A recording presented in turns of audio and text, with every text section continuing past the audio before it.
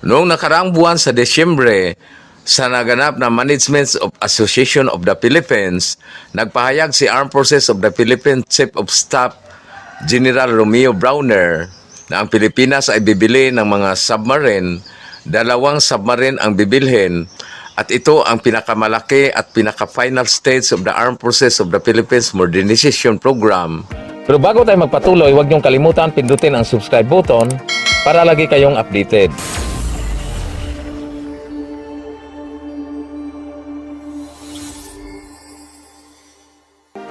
Ang mga bansa na sakop ng Southeast Asian nation ay nag-umpisang bumili ng mga submarine kasunod ng pangangamba na may mangyaring komprontasyon laban sa China doon sa South China Sea, lalo na sa matinding presensya ng China at sa pilitang pag-angkin ng mga teritoryo sa Pilipinas.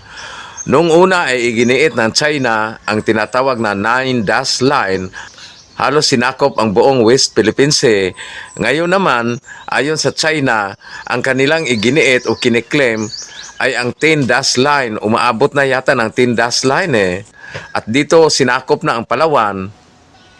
At sa susunod na mga buwan, ay gagawin na naman itong 11 Dash Line. Pag 11 Dash Line na, sakop na yata ang Bohol. Bohol yata ang pang-11. At pag mangyari ito, ay talagang magagalit na ako nito Isipin mo, isama na ang Bohol sa 11 Dash Line, ilalabas ko na lahat ng mga BRP Pambot at mga wakwak at manananggal air defense system na may mga TISDA training certificate ang mga ito. Tingnan natin kung hindi ba sila matatakot. At ito pang nakakaluko dahil hindi pa magkasundo ang mga military official ng Armed Forces of the Philippines kung ano ang uunahin na i-procure o anong uunahin sa pagbili. Ayon kay Armed Forces of the Philippines Chief of Staff Romeo Browner, ay napakahalaga talaga ng submarine operation sa Pilipinas at kailangan na bibili na kaagad ng 2 submarine. At ayon naman kay former Flag Officer in Command Vice Admiral Toribio Adase, na sa ngayon daw ay hindi pa kailangan ng mga submarine, kaya ang submarine ay hindi pa priority sa ngayon. At dagdagan pa sa sinabi ni Department of National Defense Secretary Teodoro na lalong nagpalabo sa Submarine Acquisition Program. Ayon kay Gibo na sa halip na bumili ng mga submarine ay mga unmanned system na lang or naval drone ang bibilhin. At sino ba ang dapat nating pakinggan ito? Si DND Secretary Gibo Teodoro ba? At si Rear Admiral Toribio Adase o si Armed Forces of Staff Romeo Browner? At tama naman ang sinabi ni General Romeo Browner.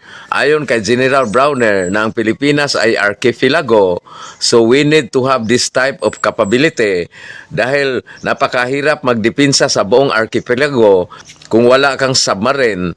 Tama si General Browner Yung Bangladesh nga na napakaliit lang ang kanilang maritime territory ay mayroon pa silang 2 submarine. At lahat ng mga bansa sa Southeast Asia na may dagat na nasasakupan, lahat ang mga ito ay may mga submarine Ang Pilipinas na lang ang wala pa. At ang Pilipinas ay mas lalong nangailangan dahil napakahaba ang coastal line dahil sa dami ng isla. Mga halos 7 taon na mula nang ipahayag ang pag-acquire ng submarine, pero hanggang ngayon wala pang kontrata na napipirmahan. Plano ng Armed Forces of the Philippines na bumili ng 2 diesel-electric type submarine bilang bahagi ng modernisasyon. Ayon kay AFP Chief of Staff General Romeo Browner Jr., mahalaga ang 2 submarine lalo't napapalibutan ng dagat ang Pilipinas. Aminado si General Browner na hindi pa ito sapat lalo't may mga binabayaran din na multi-year contracts sa mga naunang binili na kagamitan. Pero ginagawa na niya ng paraan para magkaroon ng karagdagang pondo sa tulong ng local at foreign financing. Sa totoo lang, mayroon din namang mga nabibili ng mga bagong asset ang Philippine Navy, gaya halimbawa ng mga bagong frigates. Pero hindi sapat ang mga ito. Kailangan pa ng Philippine Navy ng maraming assets para makahabol tayo sa mga kapitbahay nating bansa sa Southeast Asia. Ang tanong, paano makabili ng submarine? Magkasalungat ang pananaw ng ilang mga opisyal ng ating gobyerno Pati na nga si BBM, ayon kay President BBM, na sa ngayon ang pagbili ng submarine ay hindi pa priority. Dahil mas dapat na unahin ang mga anti-submarine warfare. Kaya saka na lang daw yung submarine.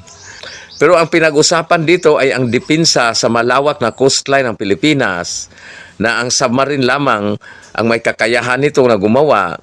Alam nyo, kung magkagyera na, ang Pilipino ay kumplito na sa tapang. Matapang ang mga Pilipino. Plus dagdagan pa ito ng tamang mga assets, lalong mas matindi. Kung dagdagan pa ito ng submarine, kumplito ricados na. Ayon sa iba, mahal daw ang submarine. Sa panahon ngayon, wala nang mura Lahat yata ay nagtaasa na ang presyo. Sa amin nga sa Bohol, lalo na sa Tagbilaran, kahit yung galunggong na sobrang maliit, ay mahigit sa 300 ang kilo Submarine pa kaya. At para naman sa mga training at logistic, wala ka nang problemahin pa dahil ang French Naval Group na nag-offer ng training o transfer of technology para sa kanilang Scorpion submarine. Ganon din ang South Korea sa kanilang Hanwha Ocean, nag-o-offer din sila ng submarine sa Pilipinas.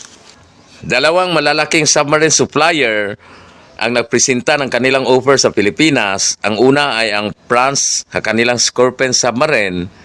Ang France Naval Group ay nag-o-offer ng kanilang Scorpion submarine.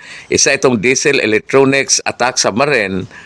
Ang Scorpion ay may bigat na 1,565 ton para sa kanilang CM2000 model o class. Ang CM2000, ito yung conventional diesel electric version na may haba ito na 61 meters at speed na abot sa 20 knots. At ang range nito ay abot sa 12,000 kilometers at may endurance ito na abot sa 50 days. Armado ito ng 6 na 533mm torpedo tubes para sa 18 na Whitehead Athenia Systeme Subquay Black Shark na isang heavy torpedoes. At mayroon pa itong SM-39 Exocet anti-ship missiles at isang A3SM Mika anti-air missiles at mayroon pa itong 30 na mga sea mines. Na nag-operate ng Scorpion submarine ay ang bansang Chile, ang Malaysia, ang Indonesia at ang Brazil. At kasama din ang India, mayroon din silang Scorpion submarine. At kung matutuloy man, at ang pipiliin ng Pilipinas ay ang Scorpion submarine, ang submarine ay doon gagawin sa Aguila Shipbuilders o shipyards doon sa Subic. Doon rin ang maging submarine base at doon din gagawin ang training. Ang pangalawang submarine supplier na nag-offer ng kanilang submarine ay ang South Korean Hanwha Ocean sa kanilang KSS-3 PN submarine. At gaya ng offer ng France Naval Group sa kanilang Scorpion submarine, ang Hanwha ay nag-offer din ng transfer of technology at training para sa mga Pilipino. Ang KSS-3 submarine ay isa itong diesel electric attack and ballistic missile submarine na dinidevelop ng Hanwha Ocean at Hyundai Heavy Industry, na kung saan ang South Korean Navy pa lang ang nag-operate nito. Kung bibili man ng Pilipinas, tayo ang pinakaunang foreign buyer ng submarine na ito, ang KSS-3 submarine ng South Korea. Ang submarine ito, ang KSS-3, ay may bigat na abot sa 3,358 tons at may haba ito na abot sa 83.5 meters. Di hamak na mas malaki ito kumpara sa Scorpion submarine.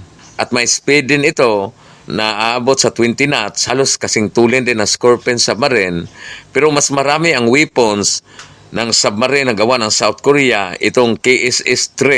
Mayroong itong 6 na torpedoes para sa kanilang Leg Nix 1 Tiger Shark heavy torpedoes. At mayroon pa itong 6 na vertical launch system cells para sa 10 na Yumno ballistic missiles. At mayroon pa itong Tsuryong land attack cruise missiles. Ang tindi talaga ng South Korea, kaya nilang gumawa ng mga ganitong powerful na submarine. Ang Pilipinas ay hanggang BRP pambot lang muna tayo. Hanggang sa susunod, maraming salamat.